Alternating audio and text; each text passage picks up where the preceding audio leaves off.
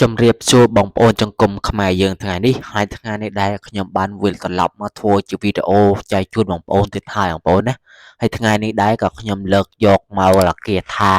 ពីលោកអៅសានហើយគាថានេះបើបងប្អូនបានសូត្ររាល់ថ្ងៃបងប្អូននឹងមានលៀបចូលមានលុយហូរចូលដូចជាបងប្អូនលុកដូរឬក៏បងប្អូន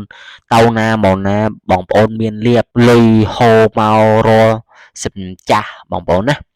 ហើយគាថានេះគាថាកម្ពូលពិសេសដែរហើយគាថានេះបងប្អូនអាចយកទៅប្រើការដូចជាដាស់វត្ថុឬក៏ប្រើខាងផ្លូវរកស៊ីក៏បានកាក់កបដែរបងប្អូនណាហើយគាថានេះបងប្អូនសូត្រ7ចប់មួយថ្ងៃបងប្អូនណាព្រលឹមបងប្អូនអាចសូត្រមុនបងប្អូនទៅរកស៊ីបងប្អូនអាចសូត្រគាថានេះហើយគាថានេះសូត្រថា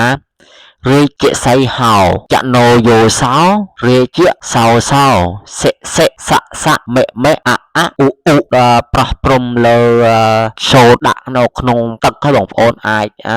ប្រោះព្រំលើខ្លួនក៏បានដែរបងប្អូនណាដូចជាបងប្អូនអាចសូត្រហើយបងប្អូនអាចស្រោចទឹកឲ្យកូនសិស្សឬក៏អ្នកផ្សេងក៏បានកាក់កបដែរបងប្អូនណាហើយបងប្អូនណាបានមើលគាថាខ្ញុំហើយខ្ញុំជួយ subscribe ខ្ញុំផងពីមុនមកខ្ញុំក៏លវិលការងារខ្ញុំគ្មានធ្វើវីដេអូចែកជូនទេហើយមួយរយៈនេះខ្ញុំបានតំណេរហើយខ្ញុំនឹងលើកយកគាថាពិសេសគាថាបុរាណចែកជូនបងប្អូនសង្គមខ្មែរយើងសូមអរគុណសូមជម្រាបលា